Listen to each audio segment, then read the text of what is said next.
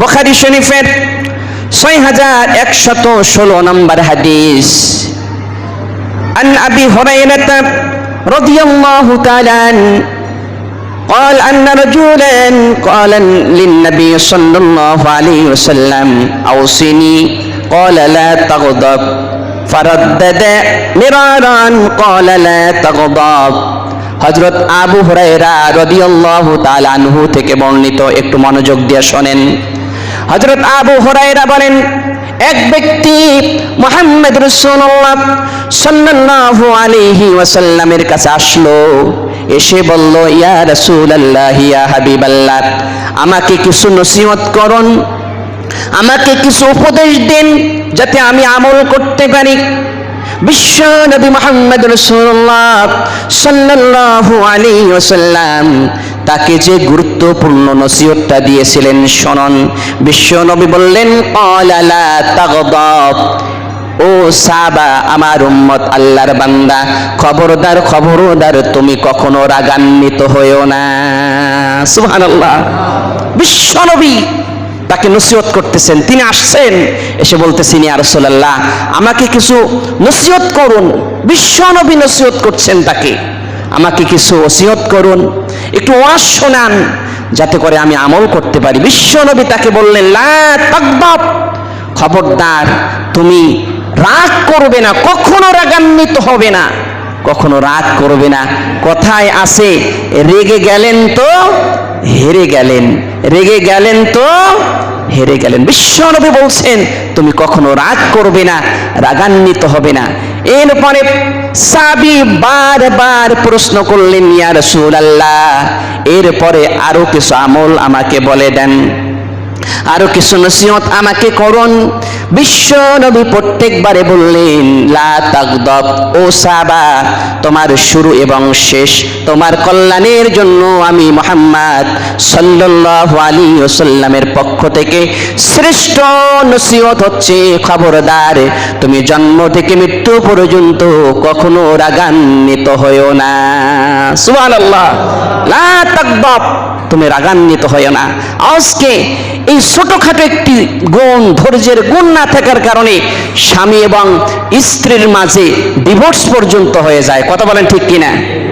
স্বামী স্ত্রীর প্রতি ধৈর্য ধরতে পারে না, স্ত্রী স্বামীর প্রতি ধৈর্য ধরতে পারে না, এক মুসলিম আরেক মুসলিমের পাশে ধৈর্য ধরতে পারে না, এক ড্রাইভার গাড়ি চালক আরেক গাড়ি চালকের উপর ধৈর্য ধরতে পারে না, রোগী চিকিৎসকের উপর ধৈর্য ধরতে পারে না, চিকিৎসক রোগীর উপর ধৈর্য ধরতে পারে না, ক্রেতা বিক্রেতার উপর ধৈর্য ধরতে পারে না, বিক্রেতা ক্রেতার উপর ধৈর্য ধরতে পারে না।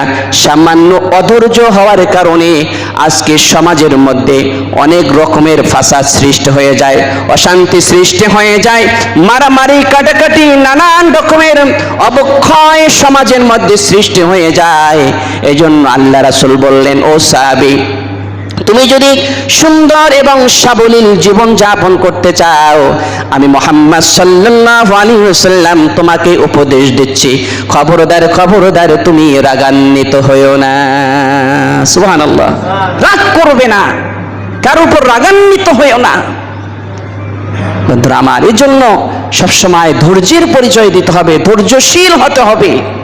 আপনি সন্তানের প্রতি ধৈর্যশীল হন, স্ত্রীর প্রতি ধৈর্যশীল হন, একজন মুসলিম অমুসলিম তার প্রতি ধৈর্যশীল হন। রাস্তায় চলতে ফিরতে মেজাজ আপনার নিয়ন্ত্রণহীন হতে পারে, আপনি নিয়ন্ত্রণে রাখুন।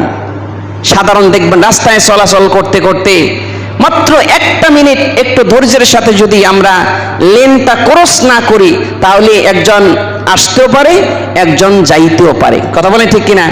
এই সাধারণ একটু ধৈর্যহীন হওয়ার কারণে দেখবেন রাস্তা ব্লক করে বসে থাকি। একজন ইমার্জেন্সি রোগী, একজন সন্তান সম্ভবা রোগী অ্যাম্বুলেন্স দিয়ে হসপিটালে যাওয়ার আগেই তার মৃত্যু পর্যন্ত হয়ে যায়। কথা বলেন ঠিক কিনা?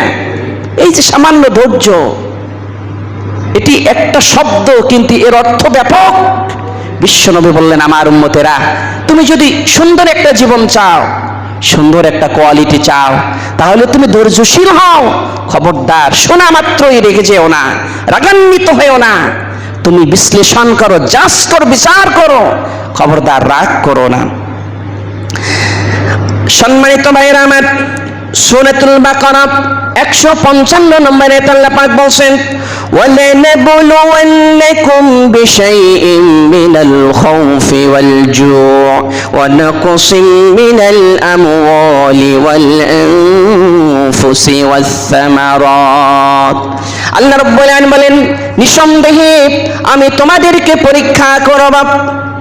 কি কি বিষয়ে পরীক্ষা করবে আল্লাহ পাক শুনুন। আল্লাহ পাক বললেন, তোমাদেরকে ভয় দিয়ে পরীক্ষা করব, ক্ষুধা দরিদ্রতা দিয়ে পরীক্ষা করব, জান এবং মালের ক্ষতি দিয়ে পরীক্ষা করব, ফল ফলাদির স্বল্পতার মাধ্যমে আমি আল্লাহ রাব্বুল আলামিন তোমাদেরকে পরীক্ষা করব। সুবহানাল্লাহ। এই সব বিষয় দিয়ে আল্লাহ পাক পরীক্ষা করবেন। সন্তানের মৃত্যুর মাধ্যমে পিতা মাতাকে আল্লাহ রাব্বুল আলামিন পরীক্ষা করবেন। গত বছরে আপনি অনেক ফসল পেয়েছেন, ফসল দিয়ে আল্লাহ পাক পরীক্ষা করেছেন। এবছর আপনি অর্ধেক ফসল পেয়েছেন, এই অর্ধেক ফসল দিয়েও আল্লাহ রাব্বুল আলামিন আপনাকে পরীক্ষা করবেন। সুবহানাল্লাহ। এরপর আল্লাহ পাক বললেন, অবশ্যিরিস সাবিরিন, ধৈর্যশীল যারা তাদের জন্য আমি জান্নাতের সুসংবাদ দিলাম। সুবহানাল্লাহ বলেন। ভাইরা আমার, ধৈর্যের অনেক গুণ। সুতরাং এই যে বিপদ আপদ বালা মুসিবত আসে, ধৈর্যহীন হয়ে যায়, খবরদার ধৈর্যহীন হয়ে চলবে না। বুখারী শরীফের হাদিসের মধ্যে এসেছে, হাদিস নাম্বার 5641 নম্বর হাদিস, মুহাম্মদ সাল্লাল্লাহু আলাইহি ওয়াসাল্লাম তিনি বললেন, عن أبي هريرة رضي الله تعالى عن النبي صلى الله عليه وسلم قال ما يصيب المسلم من نصب ولا وصب ولا هم ولا حزن ولا أذى ولا غم حتى الشوكة يشاكها إلا كفار الله بها من خطايا।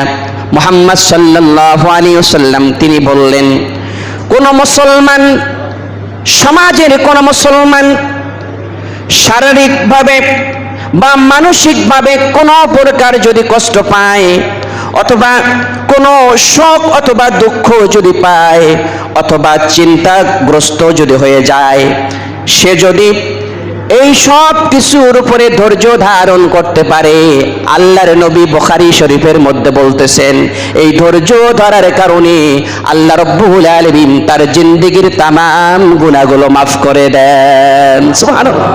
কত সাংঘাতিক কথা, কত সুন্দর কথা। যারা শারীরিকভাবে মানসিকভাবে বিপদ আপদ বালা মুসিবত কই থেকে আসে? কই থেকে আসে? খৈরিহি ওয়া শাররিহি মিনাল্লাহি তাআলা। এই বিপদ আল্লাহর পক্ষ থেকে আসে, আমার ভালো আমার মন্দ আল্লাহর পক্ষ থেকে আসে। শারীরিকভাবে হোক, মানসিকভাবে হোক, যে কোনোভাবে হোক, বিপদ যদি চলে আসে, আর কেউ যদি উত্তমভাবে ধৈর্য ধারণ করে, নামাজ এবং ধৈর্যের মাধ্যমে যদি ধৈর্যশীল হয়ে বান্দা থাকতে পারে, আল্লাহর নবী বলছেন তার জিন্দেগীর সব গুনাহ মাফ করে দেয়। সুবহানাল্লাহ, সুবহানাল্লাহ, সুবহানাল্লাহ, সুবহানাল্লাহ। আমার বন্ধুগণ, এমনকি কোন মুসলমানের, খেয়াল করে শুনুন, এমনকি কোন মুসলমানের পায়ে যদি একটা কাঁটাও বিদ্ধ হয়, আল্লাহ রাব্বুল আলামিন এই কাঁটাটাও, এই কষ্টটাও তার গুনাহ মাফের জরিয়া বানায় দেন। সুবহানাল্লাহ। এজন্য ভাইরা আমার, ধৈর্যহীন হওয়া যাবে না, ধৈর্য ধরতে হবে। আমার বিপদ যদি হয় পাহাড়ের সমান, আল্লাহ পাকের দয়া মহা আকাশের সমান। সুবহানাল্লাহ বলেন। নিমেষে আল্লাহ আমার বিপদ দূর করে দিতে পারেন কিনা বলেন? এজন্য আল্লাহ পাক বলছেন, বান্দা ধৈর্যশীল হও, তোমার ব্যক্তি জীবন সুন্দর হবে। ধৈর্যশীল হও, তোমার পরিবার জীবন সুন্দর হবে। ধৈর্যশীল হও, তোমার সমাজ জীবন সুন্দর হবে। ধৈর্যশীল হও, রাষ্ট্রীয় জীবন সুন্দর হয়ে যাবে। সুবহানাল্লাহ বলেন।